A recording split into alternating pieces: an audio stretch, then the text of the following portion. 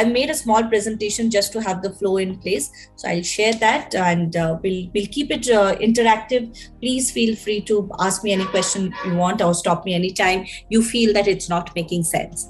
So we're going to talk about alliance and collaboration. I have thought of the agenda. Why is it not moving? Hang on. Yeah, I have thought of the agenda this way. We'll talk a little bit about organizational alliances and how the framework works, how different organizations are using alliances for their benefit, and how we at our level can use as part of the organization also these kind of alliances. Then I'll talk a little bit on team collaboration and how organization politics come in between collaboration and uniting, and then we'll keep the house open for questions and any kind of conversation you have.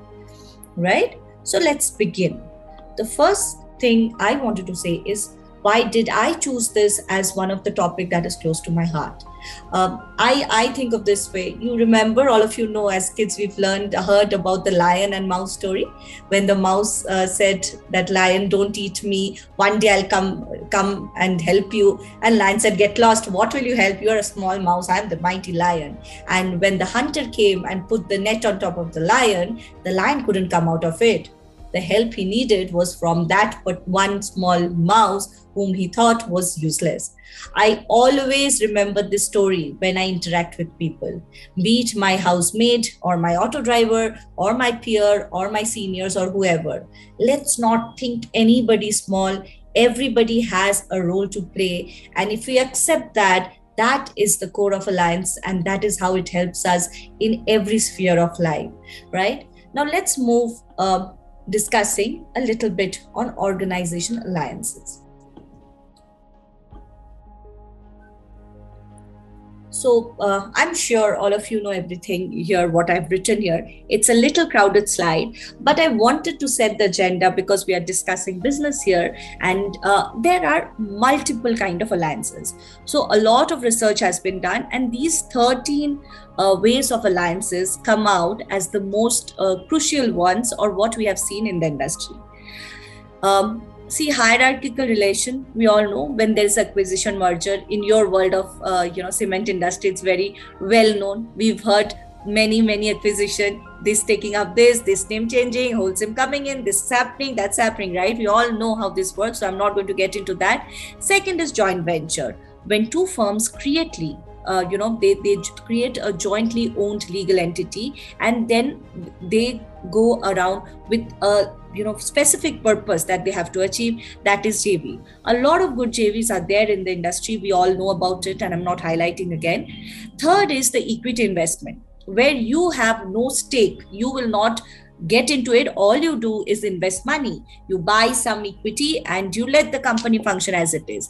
For example, LinkedIn is a Microsoft company, but Microsoft doesn't interfere at all into any of the LinkedIn functionalities. All it has is the majority stake, and LinkedIn still functions as their own company. Fourth is cooperatives. Cooperative, a coalition of small enterprises that combine and coordinate and manage their collective resources. Like maybe an Amul, it was so small, and then they started off as a cooperative industry, and with alliances, you know how big it is today.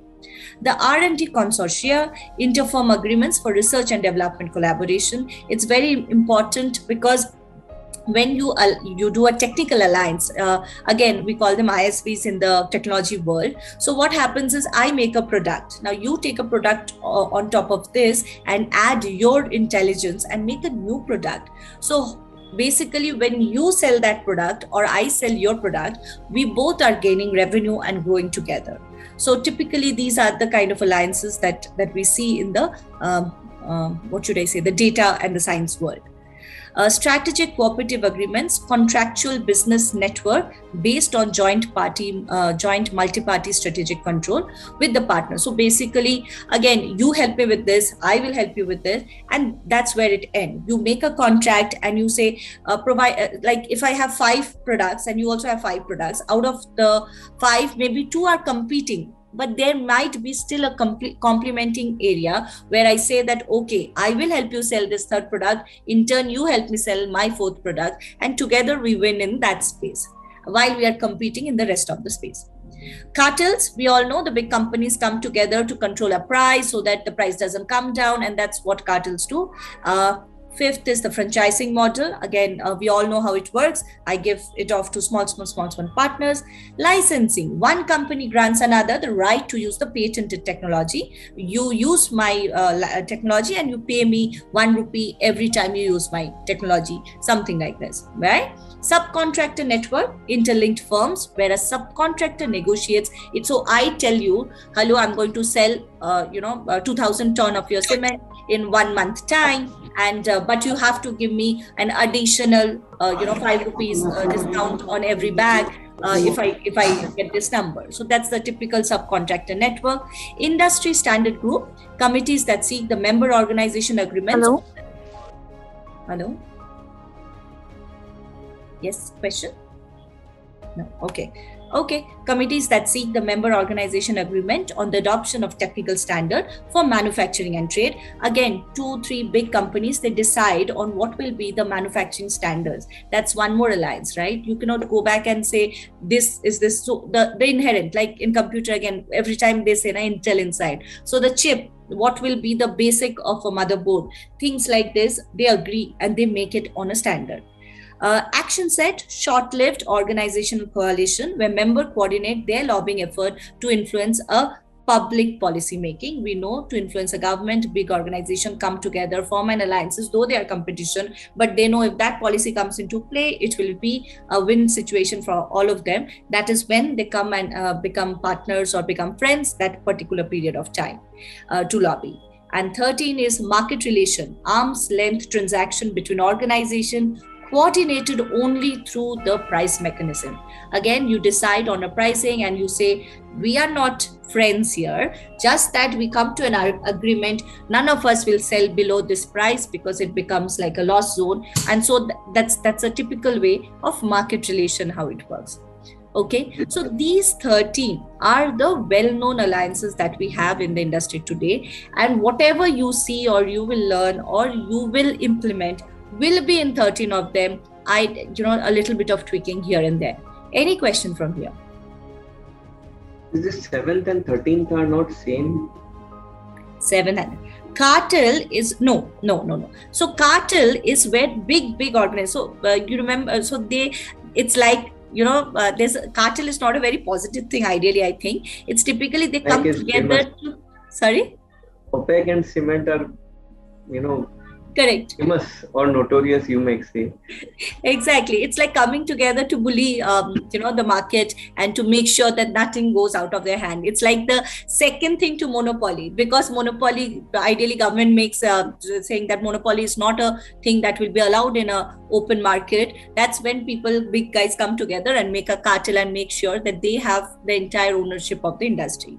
Market relation is typically where, you are working with somebody with a bare minimum understanding. I will not get into your space. It's not only on price. I will not get into your space. You don't get into my space. Like I'll tell you, sometimes I'm with Microsoft. So I might work with a company called Zscaler. They sell something called SASE. And so I know, and their pricing is much lesser. So typically when it comes to the mid segment customer, I will not touch and I'll say you do it your way. And there's this market understanding. Well, I don't talk because we are direct competition, but we have this understanding, this piece of the market is yours, the rest is mine types. That is one type of alliances. So these are typically all the researched alliance model that you will see across the globe, even in India, even at your small, if even I'm an individual contributor, but at my level also, I will have some of these alliances playing every time when I interact with a business partner or a customer or, a group of people. So if we are all on the same page, I know you would be knowing most of them, but just wanted to do a refresher. The next thing I would like to talk a little bit about is the 4 C's of the strategic alliances. So this is by some professor called Russell Koff of University of Wisconsin. I find it very relevant. Okay, so he says the 4C framework for evaluating alliance opportunity. So first we discussed all the different types of alliances that are present in the market. Now what I'm going to talk about is how do you decide that this is a good opportunity to become an ally, a friend, in that way. So first point is complementarity. Figure out whether you have complementary resources or not. Second is congruent goal. whether the potential partners have a common goal for the venture. Again on the similar lines, whether you want to achieve the same thing or not, right? Third is compatibility. Are the firms compatible in terms of culture and organization? Like, I might like somebody and I think the first 2 points work, but the company I work for and the company that person works for, just the culture doesn't match. So from a industry standpoint, the alliances will not happen. Fourth is change. How will the other three C change over the course of an alliance? Because we've seen many stories where you start as best friends, buddies, and then over the, you just go away. Especially it happens a lot in business where a lot of best friends start together thinking, and then when things go well, there's a lot of good things happening. The fourth C comes into play. While it might sound very trivial, but I've seen many entrepreneurs facing big challenge of this fourth C. They would get into an alliance, and then as soon as things started to grow and become better, the fourth C comes into play. So before you get into an alliance, it's very important even to evaluate what are the things that can change. Okay. So enough of talking. Now, the way to get started is to quit talking and begin doing. So, I think this is one of the things. See, alliance is not a theoretical. Even sales is not theoretical, I personally feel. You can get gyan from the MBA schools and various leaders and all the sessions that we do. But sales, marketing, alliances, it's all on the field. It happens in real time. It cannot be taught in a classroom, and it cannot be learned over just reading books. So, whatever you are taking back today, my request to all of you is start evaluating all your alliances in the industry, within your peers, within your activity groups, and use these 4C that we talked about and see how it pans out, and start writing. That's my request. Start writing against those framework, and you will get an idea of what I'm trying to say, right? With this, let's move on to the second part of the conversation. Is this how these strategic alliances and collaboration comes in play when you are functioning as a team? I'm hoping all of us are part of a team. If you are in a corporate zone, you are part of a bigger team. Though you might be an individual contributor, there is no way out than playing in team.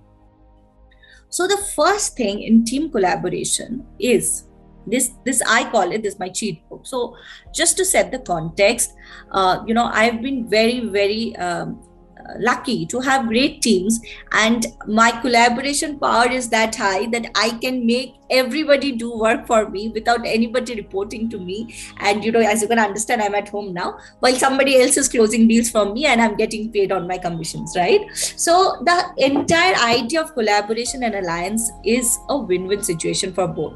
So when you are not well, somebody steps in for you so well that nobody even understands. Your boss doesn't even know that you are not around.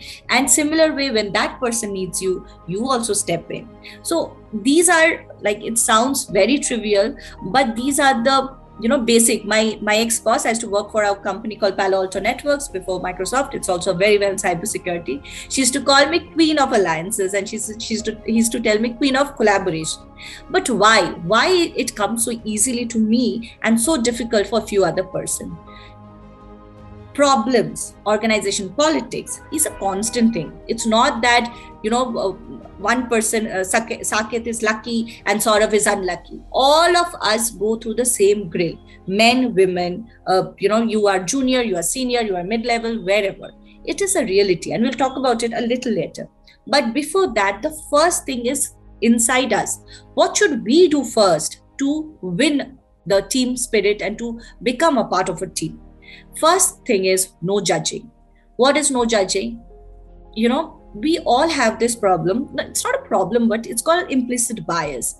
What happens is we've grown up in a particular culture, right? And our thought process is based on what? Where we are born, parents we had, religion we have been brought up in, and the experiences we had. As soon as we see somebody from our city speaking our mother tongue, right? A Bengali seeing a Bengali, they'll be like, oh, immediately they'll like, oh, you'll just lobby. But that is a big no-no for a team culture. A team culture is we are all Indians and we are all here to achieve the same goal for the organization we are working, and so no judging. You might be married, you might be living in with a partner, you might not you have not married, whatever, it's your personal life, and I'm not judging you, whichever background, color, race, language, religion you are from. That is the core of inclusivity, and the more inclusive you are, the more collaboration and more support you will see in the corporate world. The second is, blame game. We all know, I'm sure, whenever things go wrong, we say, I told her to do it, I told him to do it, he did not come on time, he did not submit the report, this did not happen. I'm sure none of you have, can say that, Roshni, I've never seen this. All of us have seen it some way or the other. But we as an individual can stop doing it first, then asking the rest of the world to do it. So when we lose, we have to make sure we don't blame anybody. You can keep quiet. I'm not asking you to take the blame on yourself. Please, that's a big no-no in the corporate world. But do not blame others also. You can stay neutral and be positive. The third is being apolitical. Again, politics is not talking how good BJP is and bad Congress, and this new Twitter thing is going on where Rahul Gandhi could not answer a question. This is not what politics I mean, but that is also important. Your political views, your religious views, your views around other team, other people, not directly in your team, or even your competitions, MD.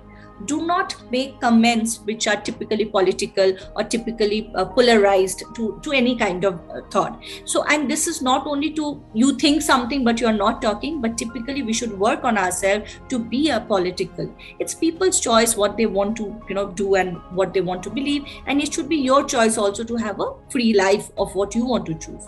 The fourth is when you win together. So one time I really felt collaborating with this person. He and I used to work together, and I remember we were presenting one win, and I was the account manager and he was my technical specialist, so I had to first stand up and say what all we did. So I said we, and then I sit down and he was asked to say I went and did this, I did this, and do you think next time I'll collaborate with him? It was a big no-no in my mind. I was shocked. I was taken aback because we were a team. See, sometimes in a team, you come back, let the other person take the lead. And sometimes he or she comes back and you take the lead. But to the world, it should be always a we. And without these four things inbuilt in us, we will never see collaboration in any team we work, not even with our business partners also, right? So, of course, respecting and all this comes with no judging. So I'm not getting deeper into that. The next thing I wanted to talk about is the collaboration timeline. See, when we collaborate, the biggest mistake we make are two things. That's what my experience says. One is assuming. And the second is, not circling back and checking the status. So we have this, we keep talking about in our leadership forums on trust and inspect, right? So what is trusting? Trust is you trust your teammates, you trust your boss, you trust your juniors to do a certain thing. But trusting and then sitting at home and then after 6 months you see the project failed and say, oh, I trusted and he did not perform. That is a big no-no from a leader.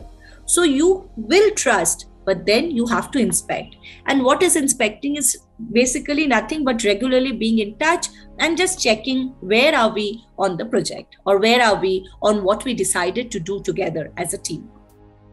So if you really want to collaborate, these are the 5 things I think you should do based on this timeline.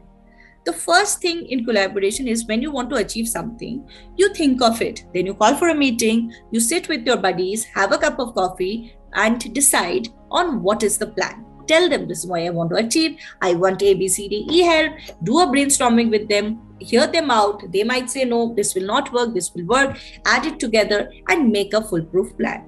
We call it the 3T framework, where theme is what you want to achieve.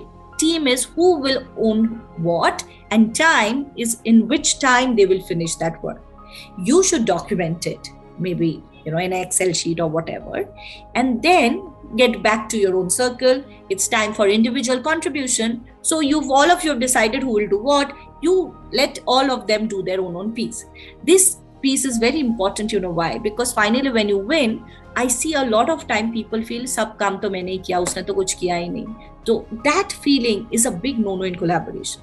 If you want to collaborate, you cannot think that you did all the work and your buddies or your teammates did not do anything and now they're taking the credit. So to make sure that that feeling doesn't come, you should make everybody own up something and give them this time for their contribution. When you are doing your contribution, you should keep the team updated on what you are doing. Come back, meet again, track the movement, give constructive feedback. Let somebody become the devil's advocate and say that, hello, this is not working, this will not happen. Don't take it to your heart. It's only business discussion. Nobody is putting you down. It's just to discuss what things can go wrong. And this is the time when you should escalate also. If you see any red area, call in the biggest guy even in your organization. Trust me, the MDs of the world love employees like this. I've heard CEOs, so I make a lot of noise when things go wrong, because finally it's my business. If the numbers don't happen at the end of the year, I have to answer. So sometimes, my peers say, don't you feel ashamed that you are going and telling your MDs that it was, I could not close this, now come and help. So that's when, but that is what is appreciated, that you win. When you're winning and things are going fine, it's just okay. But when you're losing, let everybody contribute and let's see what happens when we work as a team. A lot of my deals closed because I worked as a team. I'm sure I wouldn't have been able to close it myself, but I pulled in the right guy. Sometimes somebody junior, but he has worked with that person in some other organization, had a great relation. I pulled him in and he did the presentation for me. Even that worked. So there is no hard and fast rule in collaboration or alliance. Like I said, the 4 C's, you decide when you have those complementary skills and you can help each other, just pull them in, and maybe for a short period of time, you align together, achieve the goal, and then you part your ways in good term, and then maybe come back again when you need each other. It's as simple as that. This alliance is not of marriage that you have to stay throughout the life together. But when you are together, it should be a happy marriage. That's what I talk about alliances, right? So you keep doing this again and again. And this typically is the cycle of a good collaboration. And now this is my final slide. And after this, nothing to talk about. So when you're trying to do all this that I've been talking about, the biggest roadblock is organization politics. We all shy away from it, but it is a truth of life. See, when I've read at least, I think 10 books on organization politics, and I see one thing which all groups. So I am not great at organization politics. I'll tell you what I do when I have to tackle it. But let me first tell you what all the gurus have written in those books. So the first thing they say is, see, this politics that we talk about, organization politics, is a reality. The definition of organization politics is the powerhouse. Where does the power in the organization lie? And you trying to always get the power towards you, that you will be the source of power, is actually the definition of organization politics. So there is nothing, a lot of people say, oh, I don't like politics, I resigned because I could not take the politics. There is nothing like that. I worked for 5 or 6 organizations. I don't think anything was different in any organization. So it's all on how you deal with it and how you accept it. Step 1 is accept it as a way of life. Accept it. When I mentor women corporates, I tell them, if you leave your job, you resign, go home, then you will see politics within your in-laws. Then you say, okay, I will not stay with my in-laws, I'll go and stay with my parents. Then you will see politics with your own siblings also. So politics is a reality of life. And so let's not shy away. So what can we do to avoid making it hamper our career, making it hamper our alliances and our team collaboration? The first thing let's do is communicate and clean up. You don't like something, stand up and say, Roshni, I do not like what you said. There is a way of saying, practice it in front of a mirror before you actually go and tell your colleague, so that it does not create a bad experience. But say, speak up. You can't speak up, write and give. Sometimes when you write and give, people think, oh, she's documenting or he's documenting. Send a WhatsApp message, which is not really a email format, but communicate. I do not like this behavior. I don't like this comment that you made. I think we did this together, but I did not get my due credit. It's time that you tell what you feel without getting emotional. State facts. State facts, no emotional discussion, but only facts. Second is align to your peers, senior and junior. What is alignment? Alignment is nothing but understanding what the other person wants from you. And you might also want to tell what you expect. Like you can go and ask your supervisor, what are the top things that you expect from me? Your supervisor might tell you something which you have never thought of, right? Because see, we join an organization or we join a role, we're assuming this is my responsibility, seeing a job description. But very few time we actually discuss with our supervisor what he or she is expecting. I'll give you one basic example in my life. I joined this new organization and I was really trying hard to get into that inner circle, so-called, right? In organization politics, we say inner circle. And I was just not being able to get in. Always the meetings would happen once I leave the office, or the meetings would just happen. I wouldn't know, and I would get to know after 7 days. Oh, they met and they discussed and it's done. So this is what is going to happen. So, I just didn't know what to do. So then one fine day, I just over a coffee, I asked my supervisor, what are the things that you expect from me? So, and I was trying to do a lot of things, but he said one thing, that he said, you've come from competition and all I want is you to, understand how we do against the competition and get me some accounts where we are not there and you might help us from that view. And once I started focusing on that requirement that my supervisor had, my life changed for good.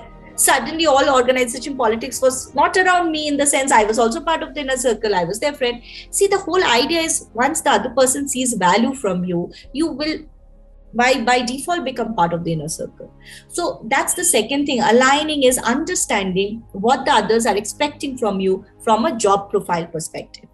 Third is take credit and give due credit. So I'm not asking you to, be a person who just says, oh, maine kya kya, everything the other person has done. So when the promotion time comes, you don't get promoted. That's not a big no-no. But while you take your credit of the hard work you've done, you should also, publicly acknowledge your peers and friends and leaders who have helped you. That people always feel good about acknowledgement and about that little bit of appreciation if they help you. For this, identify as mentor and a sponsor in the system. What do I mean? See, somebody who believes in your skill. Of course, all of you are friends in this room, but there will be some senior with whom you can really relate, with whom you really feel that, in next 10 years, I want to also become like him. So identify that person who also sees that merit in you and is willing to take you up as a mentee, because that helps you to understand a lot of things which from your level you can't see. So we call it MECE in the management terms. So basically so you should have a bird eye view where you see the entire forest, and you also should have a leaf view where you see the every vein of the leaf. So to get a bird eye view, you have to be on the top. You are not on the top. So who can give you a bird eye view? Who is on the top, or at least towards the top? So having a mentor who is much senior to you really helps you see where the industry is moving. Tomorrow your company will close down or not, or what will happen, where will the cement industry move, will the world stop using cement and start using something else, the technology that you need to learn, whatever it is, that person will know a little bit more than you, and that always helps. And the last thing is keep pursuing excellence. This is what I have done to avoid all organization politics. I have not been able to communicate or tell people or do all that gyan I'm giving you. So all I did in my entire career of 2 decades is just focus on doing good work. So in sale, there is no gray area. So if you do your numbers, you're always good. So that way, I think I could avoid all complications at work. And I've always had friends and peers and seniors who believed in me because I gave result. So I personally think if you constantly deliver what is expected from you, you will see much lesser of what we are talking of, or the roadblocks that we are talking about, right? What not to do? Don't criticize anyone, especially when they are not in the room.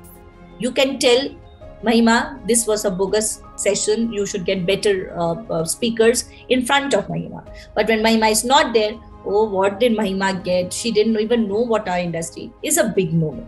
Second, not keeping your supervisors updated about your progress. I have myself have done this mistake sometimes. I'm like, what is there to tell? He knows that, this needs to be done. But sometimes it's human nature. They feel left out. They don't feel part of your group. So always keep your seniors informed about whatever you are doing. I know it's little taxing, but with all WhatsApp coming in, it's now much easier just to send a message when he might be busy in meeting, but just keep that person updated. Be unreachable. So there should not be any time when people are trying to reach you and they just can't reach. So I understand, this is a little dicey area in our Indian setup, because in Western world, when they take a leave, they're on holiday, they're totally on holiday. But here sometimes I've seen, if we go totally switch off our mobile for 11 days and we come back and suddenly see everything has changed and we are just feeling left out. So being totally unreachable sometimes is not a great idea, is what I've seen. So find a way, or a friend in the system who will respond on your behalf, but you should be not seen that you are not there. That's what I'm trying to say. Fourth is, of course, highlight your achievements. Do not do that. See, one thing we all have, I think all of you in this room will agree, because of our upbringing. In Indian society, we are always told that we should not talk good about ourselves. When the world says good about you, that means you have done something good. So when I was doing my MBA, we had, Philip Kotler's level guy who came in, and he told us one thing: you guys have to unlearn one thing. That is, you have to start first marketing yourself, know your achievements and talk about it. The more shy you feel, it's like you will be left out and you will not be seen in the system. So whenever you get a chance, highlight. There's nothing bad in talking about what all good things you have done. And finally, not to do is not be there in team gatherings.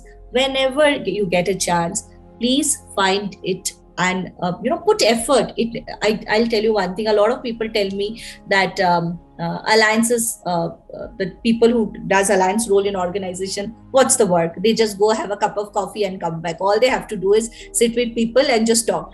But the point is that also takes effort. So when they call you for a team gathering, or they call you to come together, it is an effort. You have to plan a lot of things to be present. You might have important tender to submit. You might have something at home to do. But sometimes, once in every month or once in 2 months, find the time to socialize with your team, because when you connect at heart and your frequencies match in a non-official way, then at work also you feel like a family and you can work together.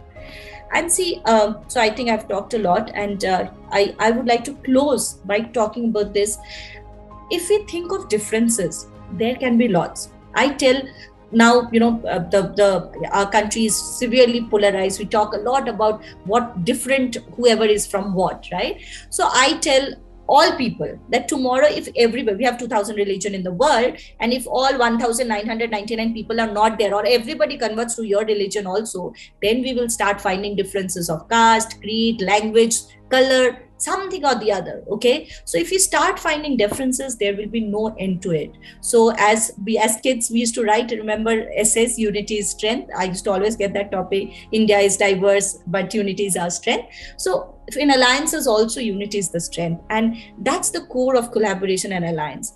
But from a business standpoint, understand that if you don't know how to collaborate, you will we use the word die, but not in literary terms, but you will not get what you deserve, because we all need sponsors in the industry, and we all need mentors, and we all need people to back us up if we have to grow. Nobody has reached to the top alone. You go and interview any of the big guys, any of the CEOs, nobody has reached alone. There were always people who believed in them and who supported them, who allied with them, and together they move forward. So my request to all of you is think on this line, and we've talked enough on team collaboration and on organizational alliances. So even if you're in sales, or you are doing maybe a direct sale, you still have a lot of avenues where you can collaborate and align with different kinds of people. So think and find alliances, even which looks severely competitive. You will suddenly find a small place where you can actually work together. So the idea is understanding that there is a place for everybody to survive, to grow, to earn, and to live. And once you accept that, you will quickly see various avenues to align. And a lot of people keep telling, I'm not an extrovert, Roshni, like you, so it's very difficult for me to collaborate or align. I don't think, I've known severely introvert people, but they are awesome at collaboration when it comes to the office work. So there is just this method to the madness, is just putting a structure. Get into a meeting, 1 hour, brainstorming, make a plan, document, go and do. Be introvert, do your individual work, come back after a certain time. You don't want to come back, collaborate over official document, online document, and just keep updating your progress, highlighting the problems that you see. Just make sure the other person have seen. But I personally seen a lot of big hurdles can be overcome by a small phone call, just calling that person and saying that, this help is needed. But if you can't do that, there are a lot of other methods also. But the first idea is, it is for everybody. You do not have to be an extrovert to use the power of collaboration. You have to use it to survive in today's industry. So I think with that, I've spoken enough. So open for any discussion, questions. What do you think about it? Let's do that. It really made sense, Roshni, whatever you said, because this is something which everybody faces. A lot of time people feel that they are trying their level best, but still things are not happening. So you're right, one has to be positive and keep trying. And there are do's and don'ts that you said are absolutely correct. But Roshni, I still feel that sometimes, when the thinking or the objective is not aligned within the team or outside the team or cross-functional team, a lot of time you find it very, very difficult to collaborate. And that is where I feel that one step up, whoever is there, his role comes into play. And if he doesn't play the role, the conflict will remain as it is, or else you have to compromise with the objective of the organization. I totally agree. That is the role of the senior person for sure. But and that's where the politics is at the peak. Correct. See, that's what. So, but the point is, if we shy away from that politics, or we say, oh, I'm going to resign and join some other company, because it's there everywhere. That's what I have seen. So shying away from it is not a solution, but finding a solution maybe, and I think what I have seen when I have got such bosses also, I proactively went and started getting into team meetings. I invited him also. He used to feel out of place. He used to feel insecure. But then I said, either you do it or I have to do it, because if we all have to work, we have to know what's happening around. So, but obviously I didn't say in this tone, but I made sure that I communicate that. And that's how I tried. But I am totally with you, Mr. Kapil, that it's not easy when your supervisor or your seniors are not aligned to this thought process. So a great collaborative organization is where the seniors are very collaborative. And, that's when, like here in Microsoft, honestly, the person I work with, my MD, a lot of people, again, the political game, they go and inform him about a case, and they want to make a point that I am not aware and they are doing everything. So the first thing he does is, hold on, Roshni ko line pe leta hu. And he just pulls me in and says, Roshni, you was telling me about this case. I just thought I'd pull you in. So he did that like 5 times. And from 6th time, there is no politics around me. Nobody even goes to him. Now everybody comes to me. So I totally agree with you, Mr. Kapil, that it's all on the senior has this important role to play to make sure that it's as less as possible. I thank you for that point. Asha, don't Hi, Roshni. Hi. Yes, you're on. It was really a nice, we learned so many things about the, what is my query is that, like, many time it happened, we are having some good feel for someone, like we want to do like a good liaising with someone, but time of the interaction, like our face, our look and feel, maybe it would like he's feeling like a selfish type of thought, and the whole conversation become into the wrong direction. And when you try to make it in a better shape, that become more clumsy, and everything look like some politics is going on. So how we can overcome from such situation? Like we are having valid question, Varun. Yeah. Correct. So again, what in such situation, when you are trying to form an alliance with anybody, alliance here can be a friendship also, always think of how is it a win-win situation for both of you. So most of the time, the mistake we do is when we are doing that first pitch that you talk about, we talk all the things that we need. Like, I'm going to Mahima for an alliance. Okay. So Mahima comes to me for this presentation. So Mahima comes and said, Roshni, I have this BE talk at work. I need to get a good speaker. I really want you to be there, because if you come, it looks very nice. I think you will do. I will get this. I will do that. Everybody will think very good of me. So what will I think? Oh, she's a selfish person. All that she wants is, but there is a win situation for me too when she's trying to do this alliance. So when she comes to me, she has to talk about how is it making me win. So if she tells, Roshni, there is a BE talk in my organization, which will give you a beautiful platform to interact with a lot of great people from the cement industry, and they really know their work. I see a winning. What should I say? Something for me also in this alliance. So whenever you are interacting or you're trying to get into alliance, start first talking about what is there for the other person in that alliance. I think in that case, that will help you keep the conversation much more, what should I say, positive and towards the goal that you want to reach. So, because as soon as the other person starts thinking that it's for your good that you're trying to do this alliance, then you are right. It usually falls through the crack. It happens actually. I will definitely try. Thank you. Yeah. Valid question. So, other persons, like in Hindi, se na unka kya fayda hai? So what is there for the other person in this alliance? You should talk about that first, and then obviously there is something for you. That's why you've gone there. But you should never talk about what's in store for you, and only keep focusing on you get this if you do this together. So that helps is what I've seen. Thank you. Yeah. Nice. Not everyone thinks on this line. If we keep doing this, बाकी सब तो करेंगे, right? Super. I think we are at the end of time, Mahima. So if you say, we can close the session. Yes, Roshni, am I audible? Yes. Yes, thank you so much, Roshni, for joining us here. And it's always been a good collaboration with you, because that is what collaboration and partnering is all about. The quickest and the most effective way to change anything, right? So this is what I hope the audience was able to get few points, few key takeaways, and would be helpful in their journey as well, in their corporate and professional life as well. And Roshni, it's a pleasure. It was an honor. And again, on a personal note, I still have goosebumps when I hear to you always. Thank you so much. Your energy was always contagious. Yes. I'm humbled. Thank you.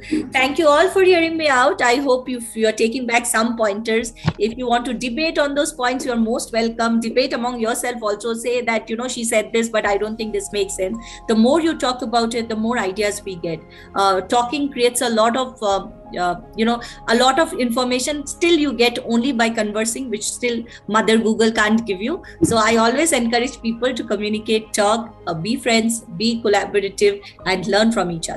So thank you so much, everybody. Have a good day. Bye-bye. Thank you, Roshni. Thank you so much. Thank you so much.